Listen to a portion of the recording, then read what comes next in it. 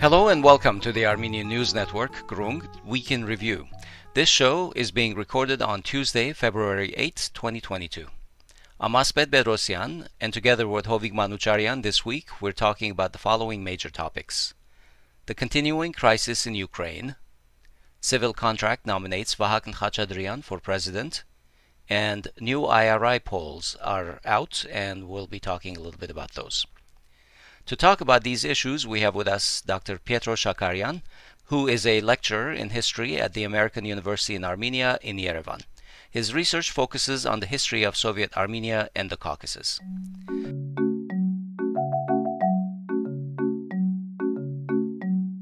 Hello and welcome, Pietro. Great to have you on our show again.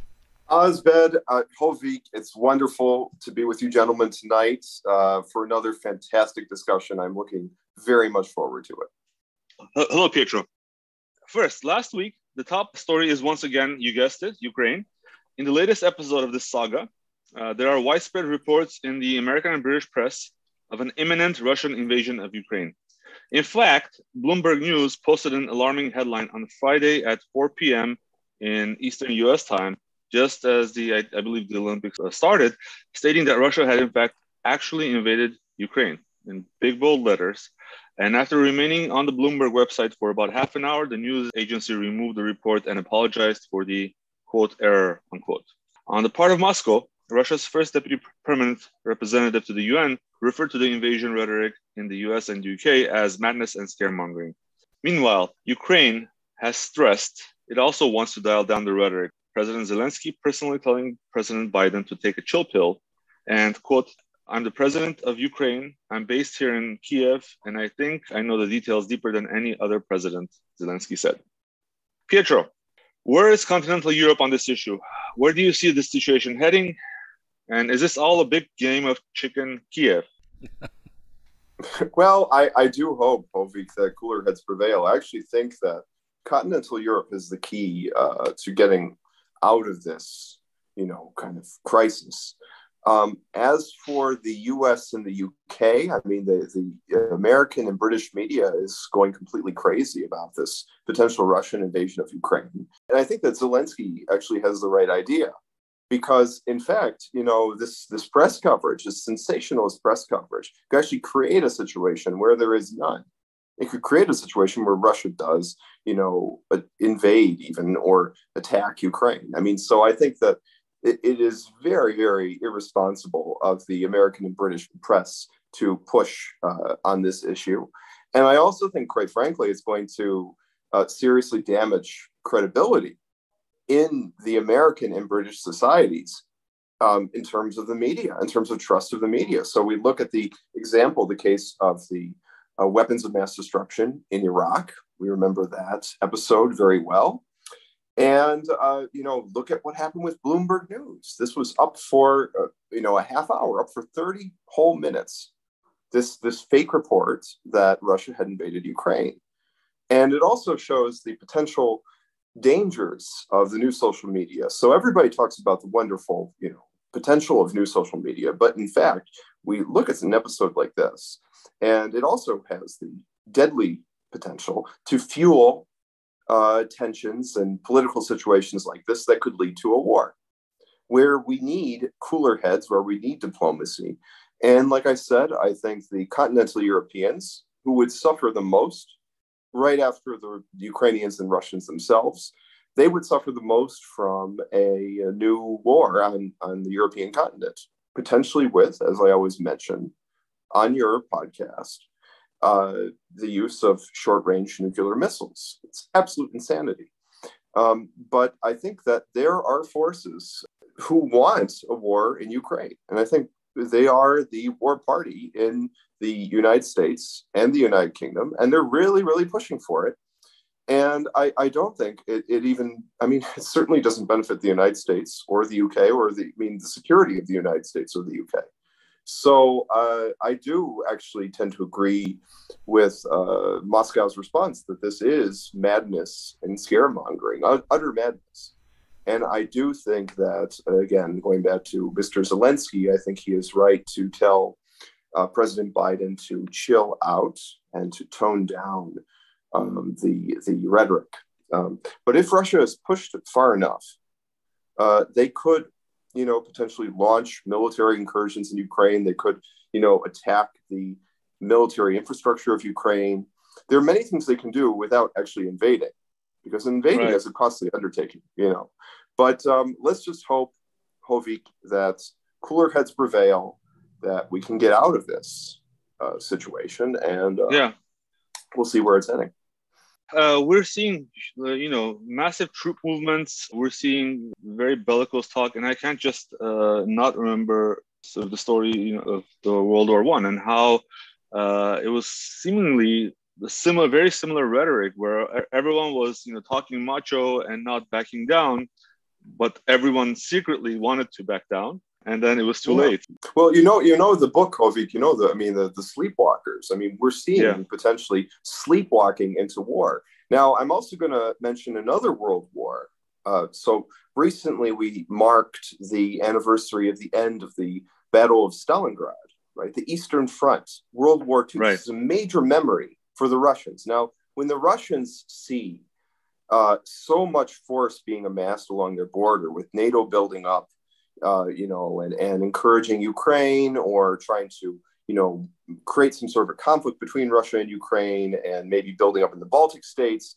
For the Russians, it's very evocative of the buildup of Nazi Germany along the Soviet border in the lead up to World War II, and then the invasion of the Soviet Union by Nazi Germany on June 22nd, 1941.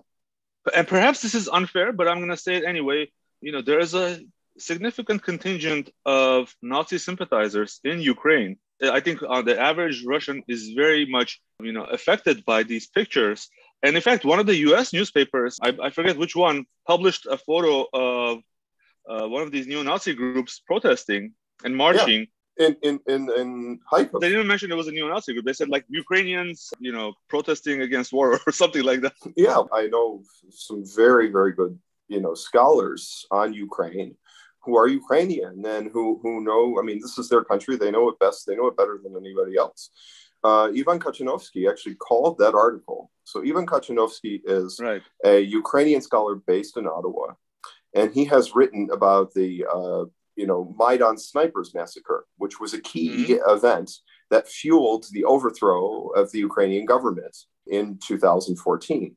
But he wrote, actually, that this was Orwellian, this article that you talked about, that the Western press, excluded the fact that these were, far-right groups. And this isn't the first time they've done it. There was during the events of 2014, there was a horrible massacre in the city of Odessa on the Black Sea, where individuals who were opposed to the government in Kyiv were basically chased into the trade unions building, and the pro-Kyiv activists and the far-right activists, actually, I should say, locked them in the building, and then they proceeded to burn the building. And this was not covered in the mainstream media at all, but yet this was another kind of atrocity of the far right in Ukraine. And the reality is the far right in Ukraine, that is to say, the neo-fascist groups, the people who would adhere to, Stepan Bandera and the collaborators of the Ukrainian collaborators with the Nazis in the Second World War, who participated in the Holocaust, also ethnic cleansing of Poles, that in fact, that they are not electorally strong or powerful, but because of the Maidan, because of the legacy of what happened in 2014 in Ukraine, they have immense power on the streets. And also they were invested with power by President Poroshenko in the Donbass war. So like the Azov battalion, oh my God, this is extremely, and you even had cases where there's a Ukrainian scholar, Volodymyr Ischenko, who has written about how Western fascists and Western far-right activists actually joined the Ukrainian, forces during the Donbass war. So it became like an internationalized kind of far-right, situation. So this is something that is kind of taboo, but it is a reality, and it's very concerning, and it adds to the instability in Ukraine. And that's also another reason why Zelensky is trying to, for a while, he was trying to act very tough and toward the Russians and so on and so forth, because his poll, numbers were slipping, and he was afraid that the far right would take advantage of that to overthrow him in a coup. So this is the situation we're in right now, unfortunately, in Ukraine. Now, meanwhile, Putin is in Beijing, and if you watch the Winter Olympics ceremonies in China, you saw him smiling in attendance. Meanwhile, the US and many Western countries sent their athletes to the games, but they did not send any government officials as a diplomatic boycott of the games. While in Russia, Putin has inked 117 billion in energy deals between Russia and China. Pietro, the economic deals between Moscow and Beijing were already very significant, and they're even more so now. In political terms, what do they mean? So what can you tell us about this? I think this is part of the growing partnership, and you could even call it alliance between Russia and China. And part of it is actually, is that Russia, in many ways, because it is being so much confronted and isolated by the West, that is actually pushing Russia closer and closer toward China. Now, aside from that aspect, there is the fact that Russia and China share a massive border. In fact, it's remarkable to see the vast improvement of relations between these two countries in recent decades, because back in the late 60s, there was actually, the potential that Russia and China would go into a full-scale war over the Manchurian border. So this is actually quite historic, what we're seeing unfold right now between Moscow and Beijing. They're driven by common interests. Both of them feel, both Putin and Xi and Moscow and Beijing, they feel as if the West is pushing them up against a wall. They see eye to eye on these issues such as, in the case of Russia, Ukraine, and NATO expansion. China recently voiced support for Moscow on that issue. But also, Russia similarly understands China's woes with Taiwan and Hong Kong and the South China Sea. It sees these as related to Russia's concerns in the post-Soviet space and China's concerns in East Asia. So they're coming together on many fronts.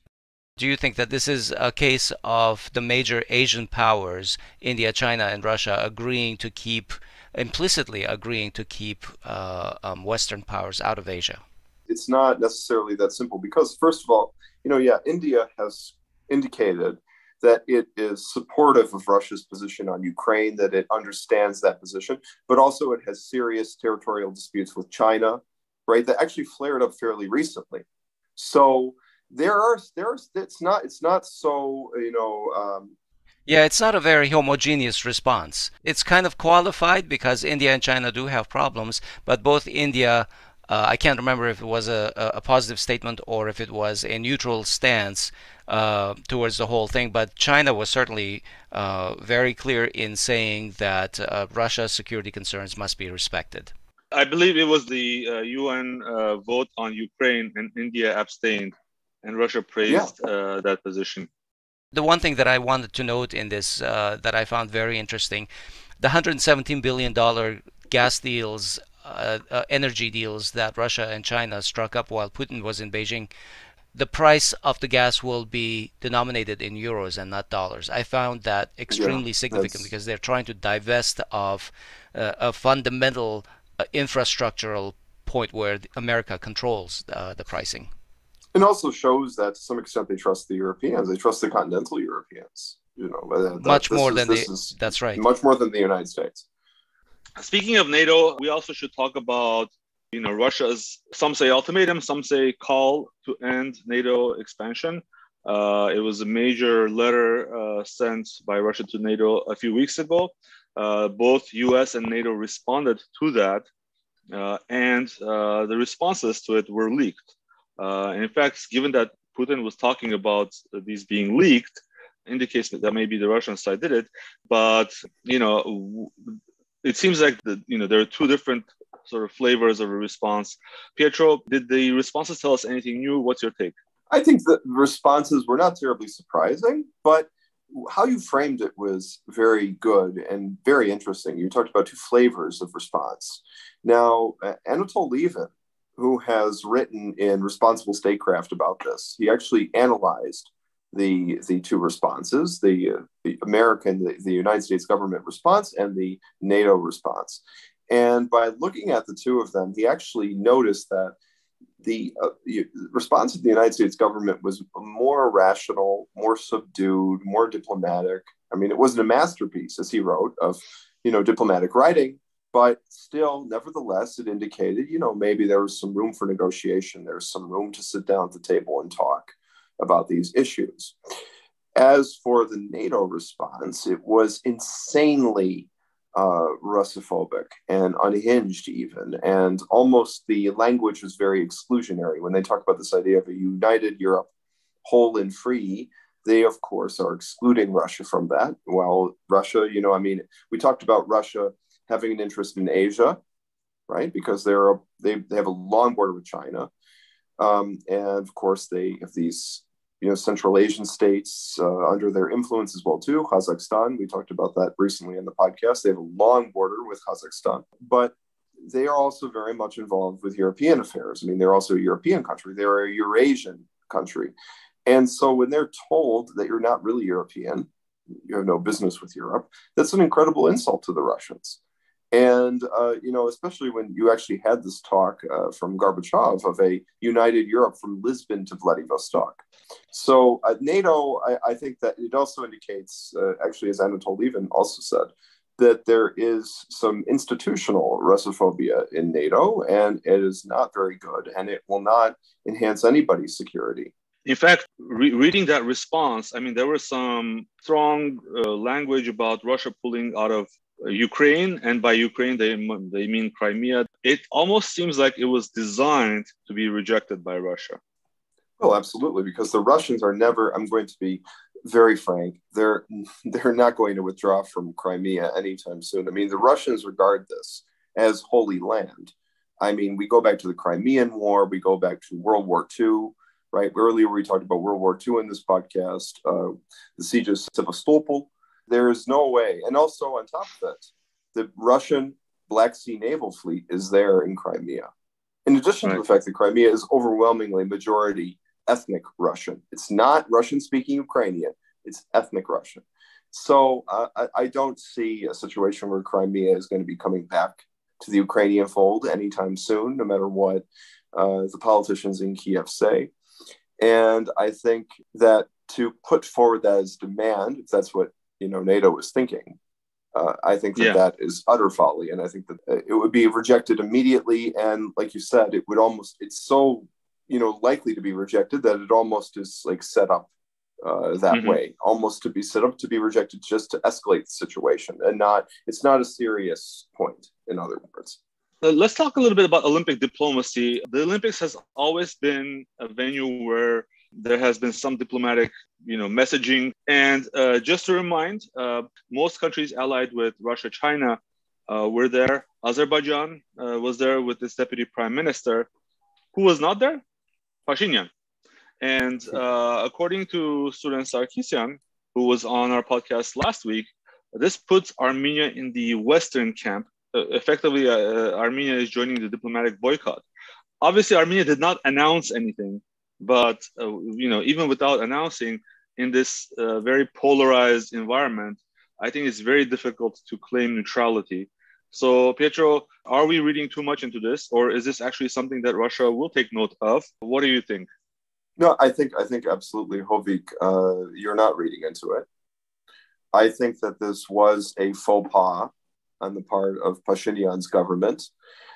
I think that it will not only upset Moscow, but also Beijing, which is a very important partner for Yerevan, right? So Armenia being a country, at a crossroads, given its geography, they need to cultivate ties with China, as well as Russia, as well as Europe, as well as Iran.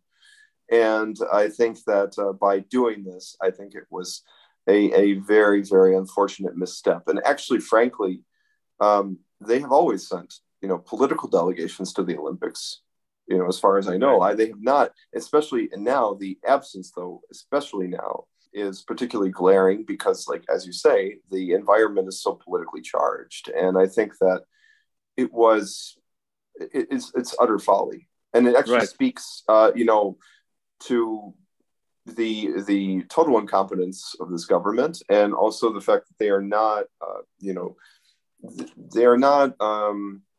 how do I say this? They're not calculating politically what the cost might be of something like this. Similar with the Zoom for Democracies. If you remember that, Pashinyan participated in that, or the Armenian government participated in that. And that also was not exactly in support of Moscow and Beijing, to put it lightly. And I think that that also was a faux pas as well. I should say that in 2014, Armenia was represented at the opening of the games by the president, Sarkisyan at the time, and at the closing of the games by the prime minister, also Sarkisyan, Tigran Sarkisyan to be precise. So yes, at least compared with those events, which were in Sochi, this is a huge departure. Maybe the global East-West geopolitical struggle was not so heated at the time. This was in 2014. Well, the Ukrainian conflict, I mean, really, if it goes back to 2013, this was when the Maidan really began in the latter half of 2013. What else also happened in 2013 before the Ukrainian Maidan? So basically, he refused to sign the association agreement with the EU. And actually, this is the same one that Serge signed. Yeah. So meanwhile, Turkish President Erdogan is also not at the Olympics. In fact, he is in Kyiv, slamming the West for being unable to resolve the Ukraine crisis and magnanimously offering to host a summit of the presidents of Ukraine and Russia. Erdogan also signed a free trade deal with Ukraine, expanded defense agreement between the two countries to allow Ukraine to build Turkish drones itself, and is playing peacemaker there. Anyway, Pietro, nuanced, strategic, or double-faced politics? How will Russia see this? I think that Russia will not perceive this very well. I think that they will regard Erdogan's offers of making peace very cynically, and they'll be very dismissive of it. There was also the other case recently, we talked about Ukraine and Turkey, of Nuri Bozkev, who is the Turkish arms dealer, actually, who funneled, arms, who actually was dealing with the negotiations to get Turkish arms into the Libyan and Syrian theaters. And he was in Ukraine, and he was abducted by the Turkish security forces. And Erdogan was very pleased about this, and so on and so forth. So he was kind of given on a silver platter by Kyiv to Ankara. And that's another, element of this Ukrainian-Turkish partnership that we're seeing. And I don't think it's being received by Moscow very well, especially those Bayraktars that are being sold with potential to be used in Donbass. I think that they were used in Donbass, as a matter of fact. To be honest, I think that Moscow is very, very wary of Ankara and its recent actions. I mean, most recently, we had the war in Artsakh in 2020, its flagrant intervention in the post-Soviet space. And even more recently, at the beginning of this year, we had that whole, episode in Kazakhstan, where actually later on, the Russian intelligence revealed that the Turkish intelligence was partially behind that attempted coup in Kazakhstan. So increasingly, we are seeing more and more wariness on the part of Moscow toward Ankara, but I also think that Moscow, to some extent, believes there's a faction of the Russian elite that thinks that they can control Ankara, that if we, sell our S-400s to them or something like this, that we can control them. But it is clear that even with that, Turkey is not easily controllable. All right. Speaking of presidential wheelings and dealings, let's go to Armenia. As President Armen Sarkisyan's resignation became official, Parliament Speaker Alen Simonian took over as the acting president, and his deputy speaker, Hagop Arshagyan, became the interim speaker of the parliament. As of a few days ago, the ruling Civil Contract Party picked Pashinyan loyalist Vahagn Khachatryan, who was most recently the Minister of High-Tech Industry, as their candidate to become the next president of Armenia. Meanwhile, the opposition said that they won't be nominating anyone, and they will be boycotting the vote because they do not want to legitimize this whole process. Hovik, Pietro, what is Khachatryan's track record as Minister of High-Tech? Let's not forget that he was mayor of Yerevan in the early 90s. What are the main expectations of him by Pashinyan and his ruling party? I think first we have to look at this Ministry of High-Tech. I mean, how high-tech is this ministry? Not very much. I mean, what does it do? What has it done? What are its accomplishments? How consistent has the policy been coming out of this ministry? How consistent has the personnel been of this ministry? I am not terribly impressed. Hovig, do you have any expectations of him as president? What can the Khachatryan presidency accomplish anyway? Even though I have a very strong opinion on high-tech issues, I want to just give you background on Khachatryan. He used to be a member of the board at Khachatur Sukasyan's bank. Immediately before this, Khachatur Sukasyan is known by his street name, Gurzo. And in fact, what's interesting is that before, in the early 90s, from 1992 to 1995 or 6 precisely, Khachatryan used to be mayor of Yerevan. People who lived in Yerevan at the time can remember all those thefts and robbery that occurred of public property under the guise of privatization, where they were sold for pennies. One of those deals was the building where Gurzo has his Seal Plaza holdings. It's a huge multi-million-dollar building. And guess how much Gurzo's family, his father to be precise, paid to the city of Yerevan at the time? How much? 5,600. And when asked about it, he says, I was begging anyone to purchase it and no one would do it. So I'm glad that, Gurzo's family did it, even though there are, businessmen who came forward and said, if you sold it to me at that price, I would definitely pay for it.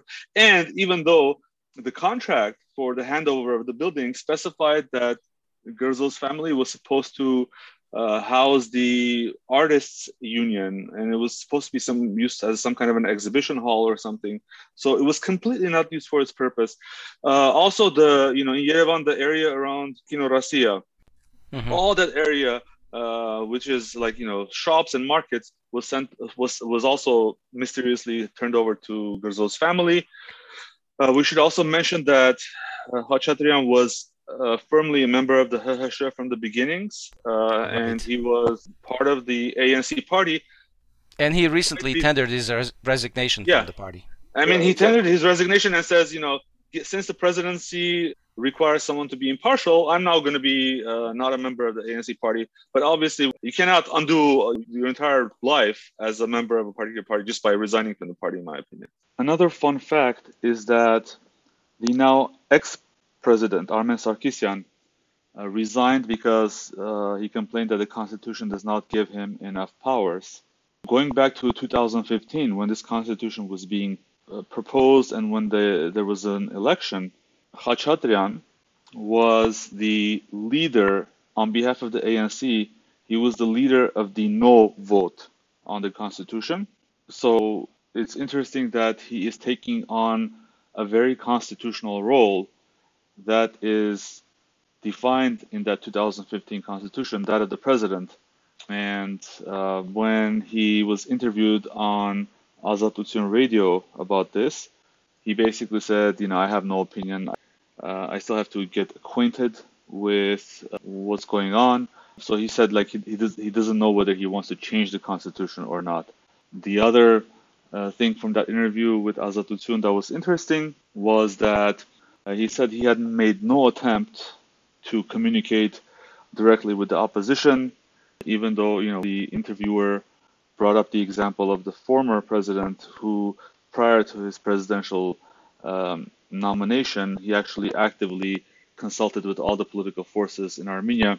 He effectively sort of offloaded this to the My Step coalition and said, if there's anything, they'll organize it. So the interesting thing is that Sukasyan has emerged essentially as one of the premier oligarchs that has survived all 4 administrations, right? Yeah, and I think that the fact that you have a presidential appointee who is connected with oligarchs, I think that if you're looking at this in a very objective way, it completely undermines the, founding thesis, let's say, of this, government, that they came in as the, anti-corruption revolutionary government. And look at who they're appointing.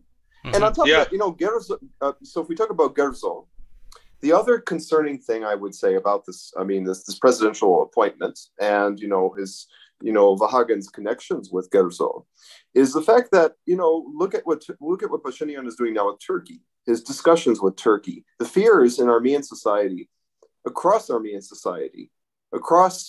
Yerevan to the regions, how people are very, very concerned about where these talks are going, that they could lead to Armenia being subordinated to Turkey.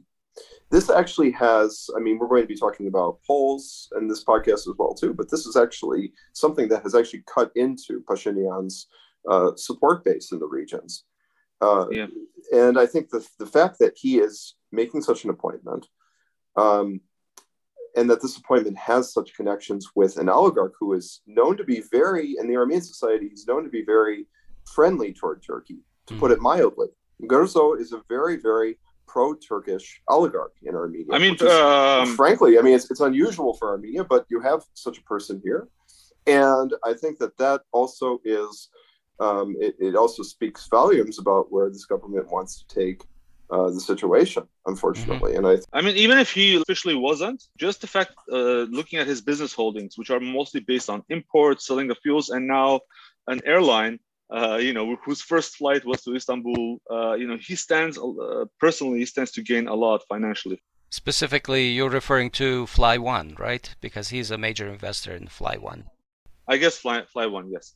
So he's selling fuel to these airlines. He's selling goods that he brings from Turkey cheaply in his mega malls. So yeah, I mean, it's a win-win-win. And also going back to this issue of like the corrupt privatization in the 1990s, that was another factor that drove the so-called revolution of 2018. That people were so desperate by their social circumstances in the regions that they moved to support Pashinyan. And actually, this is another thing too, that Pashinyan originally was regarded as kind of like the candidate of the pro-Western NGO bourgeoisie in Armenia, in Yerevan. But he also thought, I could tap into this constituency of people, the socially vulnerable, for my own ends. And here we see very clear evidence he's throwing them under the bus. Pietro, there was one point that I want to address, though. You said that Shakarian is very pro-Turkish. I would argue that he's actually a man who has navigated all of the administrations, and he seems to be pro whatever that administration is. He is actually pro his own interests. He is basically running his family business, and I mean, he's the new Mr. 5%, it seems. But does he see Armenia's national security in that? No, he is entirely about being part of the ruling class, whatever that ruling class happens to be at the time.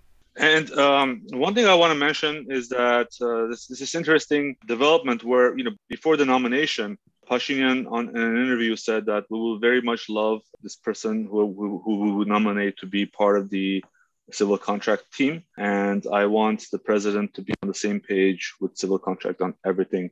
Now, Khachatryan through Gerzo is, I guess, right now part of the team, but he might not be in the future when Shakarian or Gerzo disagrees with the administration. Hence the title in our show notes, the Manchurian candidate.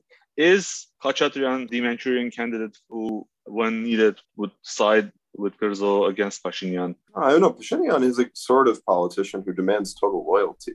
I mean, this is why we talk about the tech ministry. The reason why, and not only the tech ministry, the foreign ministry, defense ministry, I can name you a whole bunch of ministries. And there has been such turnover because, these appointees do not want to kowtow to Pashinyan, and Pashinyan expects total loyalty, absolute loyalty, right? This was actually kind of ironic because, again, when there were the street protests and there was the effort to have this revolution in 2018, the so-called revolution, part of the criticism of Serge Sargsyan, the incumbent president, is that he was an absolutist autocrat, like Louis XIV, that he was controlling everything absolutely, right? That he was total autocrat and so on and so forth. And yet we see that Pashinyan is exhibiting absolutist behavior, right? And he's expecting total loyalty. So it would not be surprising to me if there was a conflict here. Although I'm not sure it would result in something like necessarily Pashinyan being overthrown or something like that, at least not for now. That Pashinyan, like any other politician, Pashinyan has his expiration date, right? He's not going to be there for life. But the bottom line is, I'm not sure, how far this will go if there is a conflict. So actually, let me ask a question to you guys. Some argue that the opposition is being negative and could play a more positive role by attempting to nominate someone. even if there is no chance that the nominee would pass, actually. Is the opposition boycott the best strategy? Pietro, what do you think? It's not a bad strategy. I mean, so they have a limited hand in what they can do, right? And frankly, I mean, I'm not sure, if they nominate somebody, how far that person could. I mean, the presidential office is not completely powerless. There are critical moments where the president can make a difference. We saw that Armin Sarkisian had the opportunity to make a difference in certain key moments. He didn't take those opportunities, unfortunately. But I think that right now, this is the best way to go, because by opposing the candidacy and boycotting it, they can use that opportunity to go and make speeches to show that, to kind of give themselves more airtime and more public exposure. So I think it's actually not a bad move politically for the opposition. But regardless of the fact that their nominee is very unlikely to proceed forward, if they do not propose someone, if they don't show that they have an option and a platform that they want to move forward, do they have the right to just say, we're just not going to vote for your candidate and that's it? Why not propose an alternative? So I think anyone that they would propose, first of all, there's no one that even the opposition could propose or anyone could propose that would be a unifying person. I think no one would take the job. And then if you bring the second best person, it would be someone pro-opposition. And this would, I think, give ammunition to the government to attack the person that Pashinyan is proposing and equal the playing field, short of actually just resigning en masse. I think that keeping the heat up in terms of criticism and getting the message to the regions through the public television, which is the only way sometimes to reach the population. So I would add two things to what you say, Hovik, which is, first of all, I think that's a very good point, because there's one group that the opposition has to reach. It is the rural population and the socially vulnerable population. Like I always say, the social question in Armenia, this issue of poverty, job opportunities, so on and so forth, is also a question of national security. Because there can be a situation where people are so desperate and so socially vulnerable that they'd be willing to go for somebody who does not have the best national security interests of Armenia at heart. And so I think that to try and reach out to them like this, I think that is a good sound strategy. I also think that in some ways, if they did propose a candidate, like you say, that the government could use that to create a new lease on life to their opposition to the opposition, so to speak, and to say, well, look how terrible they are because they nominated this candidate and so on and so forth, to try and boost their position. So actually, I don't think it's a bad strategy. Politically, actually, I think it's a good strategy. And we're running out of time, but I want to also talk about, since Osped, you asked me about high tech, this position has been used as a pit stop. It's the third time in less than a year that it remains without a leader. Not that Khachatryan was had any competency in IT or in high technologies. Last time he was, I think, some kind of a manager in a factory in the early 90s. Mm-hmm. And he was already being criticized as unqualified by the high-tech community. This sends a horrible message to the public and to the enemy that Armenia really sort of is not serious about high tech. But at the same time, let me ask you something, Hovik, really quick. Now, this is the third minister in 10 months, I believe. Yes. Oh my God. Previous to this, it was Vahagn Khachatryan, who punched someone in the face and had to sort of fake crocodile tears. He resigned, only to be appointed as deputy speaker he's the acting speaker of the parliament. And now he got a raise and he's the acting speaker of the parliament. So everyone is getting a raise. Alain Simonian got a raise as the acting president. It's so transparent. But I run a company. So this one really important statement that I want to make sure that people understand. And I've run a company in Armenia a tech company in Armenia for 10 years. I think that Armenians have this Soviet mentality of government control of everything. They have this illusion that the government can organize an entire industry and control it. I think really that's the wrong approach. The maximum thing that the high-tech industry should do is coordinate between different players in the region, between the investors. So I really think that the best thing that the government could do is to not impede the work of IT companies and high-tech companies in Armenia with a slight coordination activity, such as what DARPA is doing, where it's giving out, grants, but not actually organizing the entire thing like a Soviet centrally planned economy. DARPA, NASA. Yeah, I don't really see the point of this ministry at all. And at the same time, they also abolish perfectly good ministries, like the Ministry of Culture. Most countries in the world have a Ministry of Culture.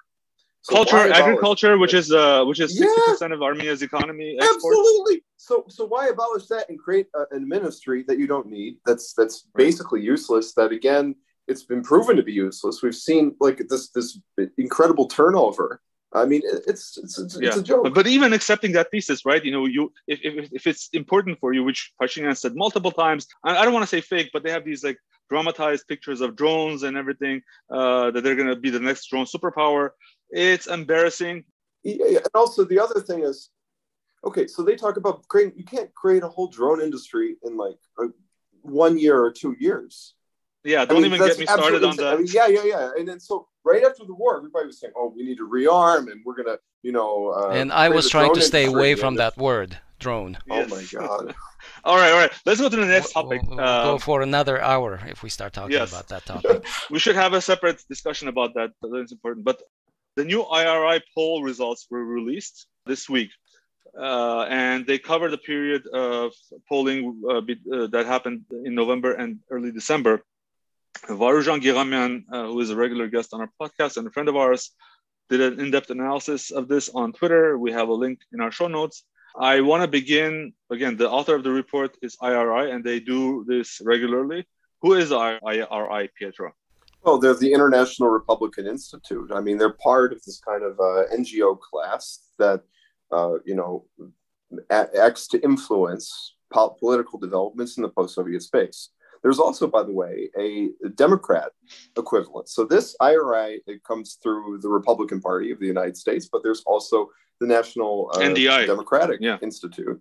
Yeah, NDI. And so you have an equivalent there, and it shows you that really this is a bipartisan policy to kind of project American soft power into the post-Soviet space for political ends, most notably against Russia, as we know. So going back to taking it full circle back to NATO and Ukraine, this is part of that effort as well too. But the results are very interesting. Really, really, really fascinating. Previously, I think it was about a year ago when in February we talked about this. Emil Sanamyan, who was, hi Emil, if you're hearing this, he found something in the. We miss you. Yes, he found something in the announcement where it indicated like sort of clear bias towards Pashinyan in the way that the results were interpreted and framed. If you could blame IRI for being biased, it would be pro-government. Well, as we go through the slides, Hovig, you'll see, we'll talk maybe, it's interesting how some questions are omitted rather than asked. And that's also very strategic in the way things get interpreted. Keep in mind, too, that the Republicans themselves are kind of divided on how they view foreign policy these days. I mean, at one point you have kind of the Rand Paul Republicans who don't want to get involved in these wars or confrontations with, let's say, Russia in Ukraine and so on and so forth. They want to kind of bring America home, right? But then on the other hand, you still have those kind of like Liz Cheney style neocons in the Republican Party too. So there is a fight right now going on within the Republican Party for the soul of the Republican Party between the anti-interventionist camp and this kind of neocon war hawk camp. So that may be reflected in this as well. So the first question, do you think that Armenia is heading in the right direction or the wrong direction? In December, it was basically 34% said that the country is going in the right direction compared with May 2021 when it was 43%. What's even more shocking is the difference between the wrong direction answer.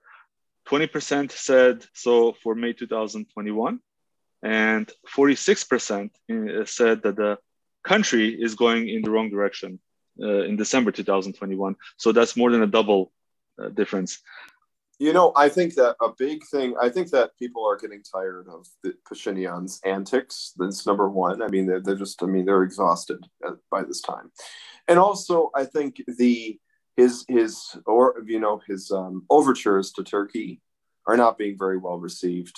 And this actually kind of goes into the other poll finding, where the vast majority of the Armenian society listed Turkey as the greatest security threat to Armenia, more so than Azerbaijan, even.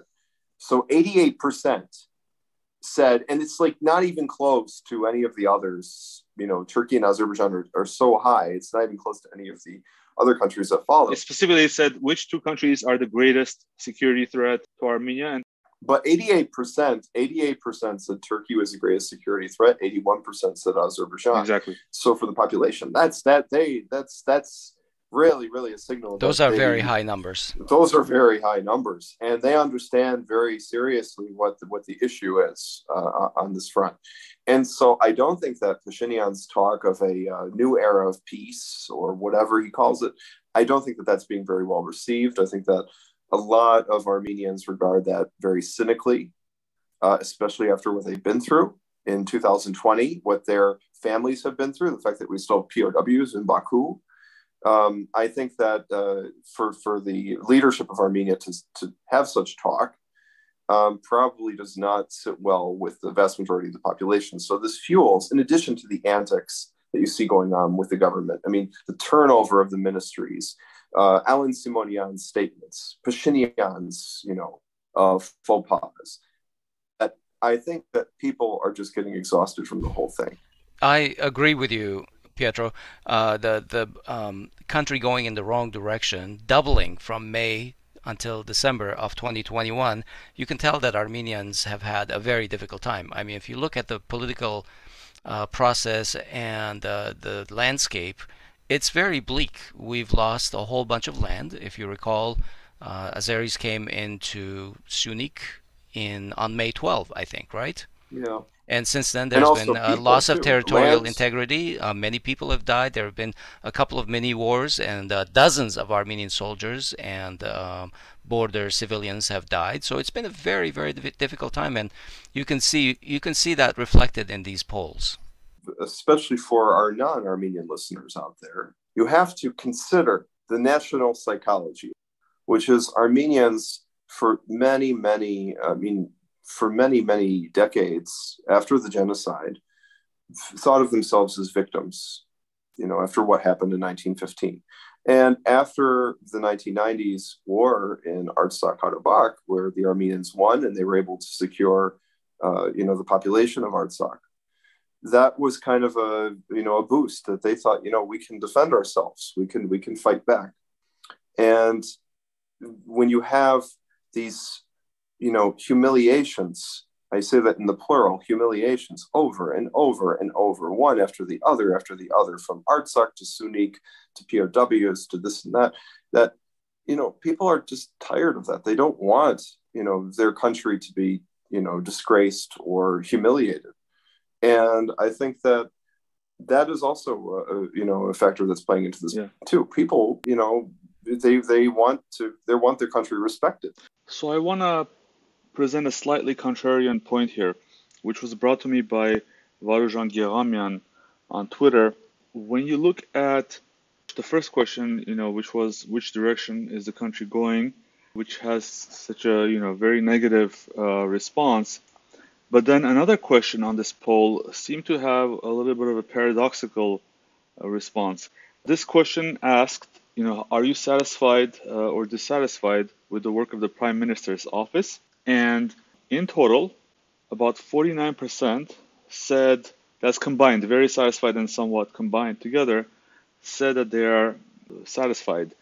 So it seems to me that Pashinyan has been able to influence public opinion in such a way that, yes, the public thinks that Turks and Azerbaijanis are our enemies. The public thinks that the country is going in the wrong direction. Yet, the public still somewhat likes Pashinyan. Yes, that popularity rating has gone down since early 2021, but it's still there, and it's not. At least it has not declined proportionally to some of the other results we've seen. So how do you explain that? I think that there is something to that. I mean, the poll findings actually show that is the case. And I think that is, again, driven by the social desperation that I think the social question remains unresolved. People are desperate and they're still thinking that this is the best option we have out of everybody else. And so they're still going with this guy, even though he is not representing their interests. In fact, he's contradicting their interests. He is, aggressively pursuing much more pro-market policies that will not help the population, that will not bring the population out of poverty, that will not create job opportunities en masse for the people of Armenia. So I think that this issue of the social question is still what is driving this lingering support for Pashinyan.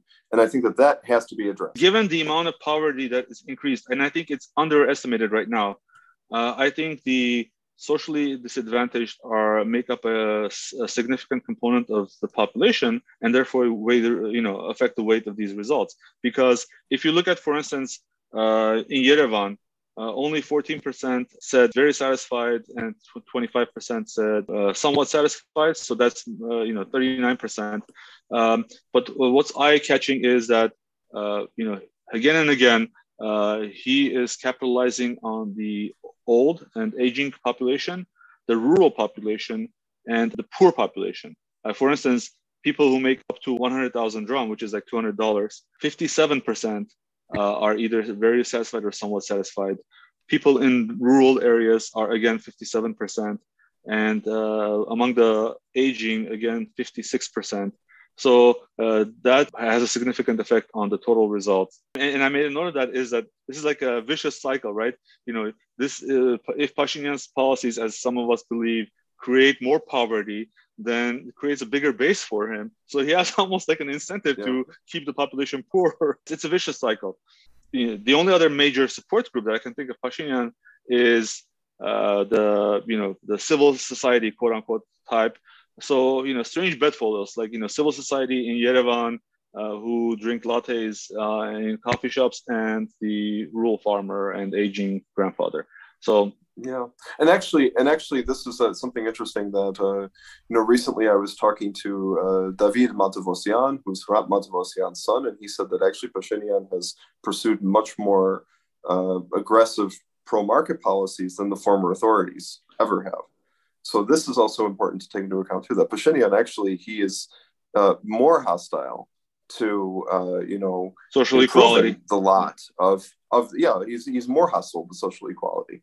Also, there's another finding I wanted to highlight here from the polls, which is that when we talk about the two countries that that most of the population regards as the greatest national security threat, which is Azerbaijan and Turkey, look at the finding that says the relationship with the country that needs to be improved the most. And 53% said Russia. That really is very telling. That also shows you that all these political elites in Yerevan over the years have been trying to kind of drive a wedge between Russia and Armenia, who've been making anti-Russian statements or provocations. We had a case where one politician or politician's son, I believe, threw red paint on the statue of Griboyedov, the famous Russian writer, and I think that people have had enough of that. And I think that people see after in the aftermath of this war, that Russia is, it again reinforced this idea that Russia is the main strategic ally of Armenia, that the existence of the Armenian state and the Armenian people is guaranteed by Russia, that the existence of the Armenian people on their historical homeland is guaranteed by the Russian Federation. And together, these results absolutely make sense when you look at the fact that Armenians consider the greatest security threat to be Azerbaijan and Turkey, and we are having a dialogue with them. And then our main strategic partner, Russia, with whom our relationship, in my opinion, is degraded, rocky, right? A little bit two-faced, as a matter of fact. And people are saying this is the place where we need to spend the most effort to improve the relations. It clearly shows why people think this escalation in the country going in the wrong direction, and we can see that Pashinyan is paying the political price for it. Slowly, unfortunately, but that's what's happening. Yeah, but let's flip that result around. When we look at the results for which countries does Armenia need to improve relations with, that question, only 5% said Turkey. which shows you how out of step Right, the government is Absolutely. with the population on this issue, that they're really out of step with the population on this issue. So that's worth highlighting as well, too. By the way, the number 2 was USA. Number 3 was Iran. Also, I think strong sense of, signal of pragmatism. Number 4 was France, and number 5 was China. Yeah. What was a little bit surprising is actually Georgia at slightly above Turkey at 7%. I think that should be even more. I just want to say one thing really quick about China. Those 15% probably would not agree with the government's recent move about the Olympics. Mm-hmm. Yes. So the next question, I think the last one we'll consider is dialogue with Turkey. And this is where I think there was an omission, and I don't know whether this was, political or not. You're right. Yeah. So a vast majority, 70%, greater than 70%, respectively, said that Armenia should establish with Turkey while simultaneously pursuing international recognition of the Armenian genocide. 73% said that. Or the other answer was putting down its own preconditions. 70% said Armenia should put down its own preconditions against Turkey, such as recognition of the genocide, I guess. 44% said under no circumstance should Armenia pursue normalization with relations in Turkey. So very strong anti-normalization sentiment here. But what's missing, and that's what's important, is, how many people said, actually, yes, no matter what, we must open up relations with Turkey.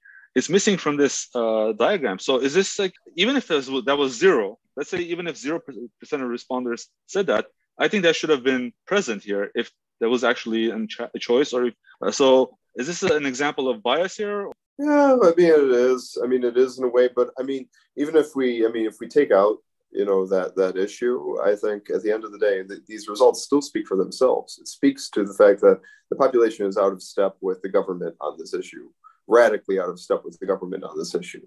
And I don't think, like I've stressed on this podcast, many analysts have stressed on this podcast, it's not about, opposing dialogue with Turkey. You can have dialogue with Turkey, but it's this government and the way they're approaching the dialogue with Turkey, and also the fact that they're motivated by a need for political legitimation, a need for, trying to improve the situation in the country very quickly. So there's this idea that if we open up the border and allow Turkish goods to flood the market, then the economy will boom, and then we won't have any problems. And I think that is utter folly, and it's extremely dangerous and a major threat to national security. So I completely agree with you. All the colleagues and analysts we have talked to on this podcast and offline indicate, yes, of course, neighbors must talk to each other, must find a way of living together in the region. But what's missed in these polls are the nuances. It kind of paints it. Should we have a dialogue? Should we not have? Should we not have a dialogue? It's kind of like a black and white situation. The reality is much more nuanced than that. And in a sense, I feel like what's there to talk about opening relations? Of course, there should be relations. But as soon as Turkey says that you must drop the Armenian cause, you must drop talking about the genocide, those are preconditions. Armenia should have its own preconditions and say, you want to talk genocide? We will talk genocide, right? Stuff like this. And those are missed in the poll. Also, the Artsakh issue, Absolutely. The status of Artsakh, the status Absolutely. of Nagorno-Karabakh. Yeah, I was giving only one example with the genocide. Issue. The second and major Armenia one is Artsakh. Absolutely. Yeah. All right, we've come to that time when we ask each of us here if we have something that we get off our chests we want to talk about. Pietro, do you have any topics you want to get off your chest? I certainly do. I have a rant for you tonight, Osbed. That, as a matter of fact, right off of Republic Square in Yerevan, right off of Bovian Street, you have two streets, Buzand and Arami Street, that go right into Yezny Kobatsi. And in between, you have kind of the ruins of a urban renovation project that was called Nord Yerevan. I believe it was begun under Garin Karapetyan, but it has since been more or less abandoned. Not much progress at all has been made on that. You have stray dogs guarding the ruins. You have garbage strewn everywhere. and this is right off Republic Square. And so I don't know, what's going on now with the city government in Yerevan. Our good friend Haik, used to be the mayor, and he got in trouble there with Pashinyan, and now I don't even know who the mayor of Yerevan is. And but no matter who is leading the city of Yerevan, I would say tonight to the mayor, do something. The people of Yerevan want this situation resolved. Thank you. All right. Hovig, what's been on your mind?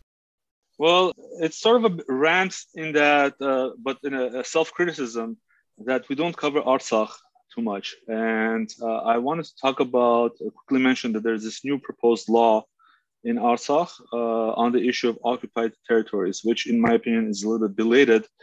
And specifically, I think Artsakh parliament unanimously, all the forces in the army in the Artsakh parliament have put forward this resolution. It essentially says that if you're a foreign company and if you're doing business in occupied territories, for instance, Hadrut, for instance, Shushi, then you don't get any of the guarantees of the Artsakh government.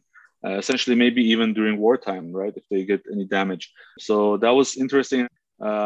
The only debate, I think, is what to consider occupied territories, whether it's like the former NKAO, whether it's NKAO plus Shahumyan or Getashen, or whether all of the 7 regions around the NKAO, including Shahumyan and Getashen. So we'll see how they change that or how they agree on that. But I think this is a significant development in Artsakh. And especially also Kelbajar and Lachin, too. Those are very, very critical districts. Right. And also, the government is out of step with the Armenian government is out of step with the Artsakh government on many issues as well, too. So that's been the case, yeah. IRI Khachatryan essentially is seen as the Pashinyan's agent in Artsakh. But even he cannot do anything, because if he does, then I think the sentiment against him, I mean, they're barely tolerating absolutely. him. So he has to walk a very thin line. But it'd be interesting how he positions himself and how the Armenian government positions its response to this if it's passed in the parliament, which I hope it is. All right. Me too. We're going to leave it there for today. Thank you, Pietro. Thank you, Hovig. Thanks, everyone. Azbed, Hovig, it was a great pleasure. I enjoyed this conversation, and have a good night. Badi Gishev. Okay.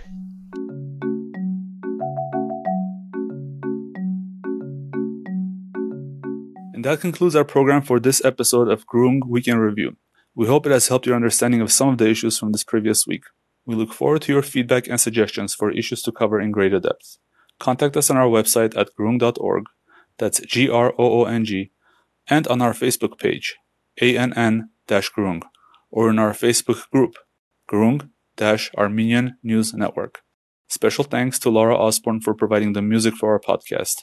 I'm Vahagn Khachatryan, and on behalf of everyone in this episode, I wish you a good week. Thank you for listening, and talk to you next week.